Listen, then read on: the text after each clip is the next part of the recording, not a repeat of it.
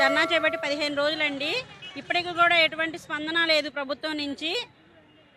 మాకు మేమేమి గొంతెమ్మ కోరికలు ఏం కోరట్లేదు. మాకు ఇప్పుడు పరిస్థితులను బట్టి ఖర్చులను బట్టి మాకు కనీస వేతనం అడుగుతున్నాము. కానీ ఎలాంటి ఇప్పుడు ఇంత ధర్నా చేస్తున్నా కూడా ఎలాంటి స్పందన లేకపోవడం ఇది సిగ్గుచేటుగా ఉందండి. కానీ మీరు స్పందించి ఏదో ఒక నిర్ణయం తీసుకోకపోతే మాత్రం మా పోరాటం అనేది ఇలా కొనసాగుతూనే ఉంటుంది.